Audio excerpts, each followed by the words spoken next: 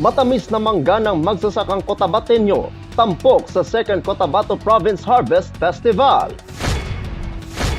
Kaso ng tigda sa lungsod ng Coronadal, nakakaalarma. At Baras Bird Sanctuary, tampok sa isang palabas sa National Television. Yan ang ulo ng mga balita sa Soxurgen Headliners.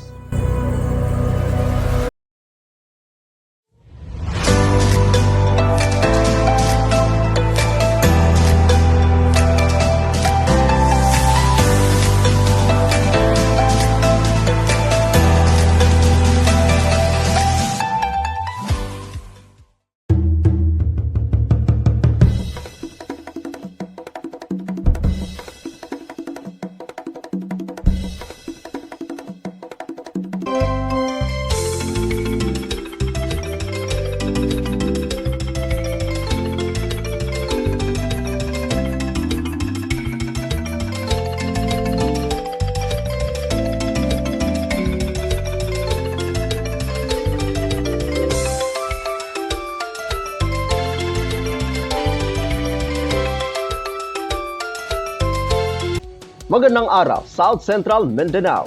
Narito na ang mga pangunahing balita sa Soxurgen Headliners ngayong Mayo 9, taon 2024. Matamis na mangga ng magsasakang Cotabateño, tampok sa 2nd Cotabato Province Harvest Festival. Narito ang ulat.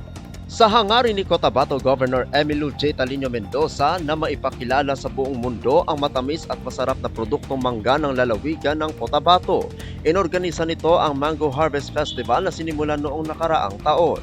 Ngayong araw, formal nang binuksan sa The Basket Provincial Capital Compound sa Amas, lungsod ng Kidapawan, ang 2nd Cotabato Province Mango Harvest Festival na nilahukan ng mga mango farmers and growers mula sa iba't ibang bayan ng lalawigan. Ito ay sinimulan sa pamamagitan ng motorcade at sinundan ng ceremonial cutting of ribbon na pinangunahan ni ng board members Jonathan M. Tabara at City Eljori Antao, Kabakan Municipal Mayor Evangeline P. Guzman at Acting Provincial Agriculturist Elena Ragonton bilang hudyat ng opisyal ng pagbubukas sa publiko ng Mango Eat All You Can at ang ibinebentang fresh and processed mango products. Batay sa datos ng Office of the Provincial Agriculturist o OPAG, sa unang taon ng Harvest Festival, umabot sa 5,000 kilos o higit sa 5 toneladang mangga ang naibenta ng mga magsasakang lumahok sa nabanggit na aktibidad. Sa ngayon, target ng OPAG na mahigitan pa ang kinita ng mga mango farmers noong nakaraang taon. Nagsasagawa din ito sa kasalukuyan ng business matching and market linkaging upang matulungan ang mga magsasaka na maibenta sa maganda na presyo ang kanilang mga produkto. Inaanyayahan ngayon ni Governor Mendoza ang publiko na bisitahin ang Kapitolyo at i-avail ang 80 pisong Mango Eat All You Can at tikman ang plated processed mango products sa halagang 100 piso. Dumalo rin sa aktibidad sina Provincial Advisory Council o PAC members, former DA Regional Director Amalia J. Datukan, retired Judge Lily Lydia A. Laquindano at former board member Rosalie Cabaya. Kasama si Regional Agricultural and Fishery Council Chair Florante Racosas at Agricultural Program Coordinating Officer Ray Domingo. Ako ang inyong kaibigang Apolinario Valencia para sa Soxurgen Headliners. Kaso ng tigda sa lungsod ng Coronadal, nakakaalarma. Narito ang ulat. Nakakaalarma ang kaso ng tigda sa lungsod ng Coronadal. Angeles City Health Officer Dr. Vincent Ende, matapos sumakyat ito sa 33 mula ika-12 ng Enero hanggang ika-4 ng Mayo taong kasalukuyan mula sa 19 na kaso ng parehong panahon noong nakaraang taon. Bagaman wala namang may naiulat na namatay dahil sa tigdas, ngunit ayon sa ulat ng City Epidemiology and Surveillance Unit o CESO, tumaas ito ngayon ng 74% kung saan karamihan sa mga dumanas nito ay mga kabataang may edad 8 buwan hanggang 14 na taong gulang.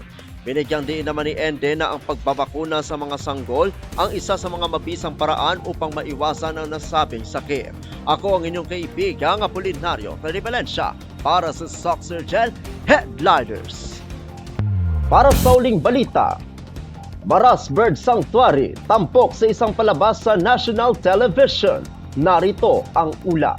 Kasabay ng pagdiriwang ng 8th Takurong Bird Festival, ang pagpapalabas din ng Bird Bara Sanctuary sa isang episode ng Born to be Wild, isang sikat na travel documentary show na mapapanood sa GMA Network. Sa episode ngayong linggo, ipapakita rito ang iba't ibang uri ng wildlife at ganda ng kalikasan sa lugar. Isa sa mga pinagtutuunan ng pansin ay ang pamumuhay ng mga ibon at ang kanilang laban para mabuhay na tinatawag na siblicide. Dito tatalakayin ang siblicide o pagpapatay sa mahinang kapatid, ginagawa ng mga ibon.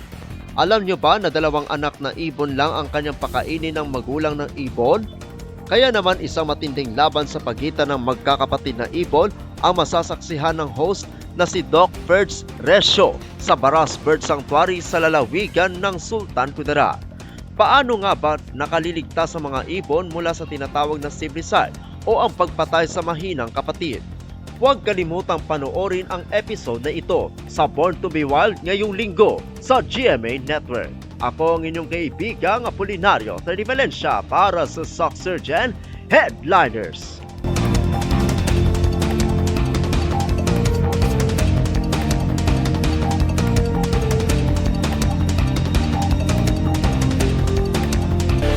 At yun ang kabuuan mga balita sa araw na ito.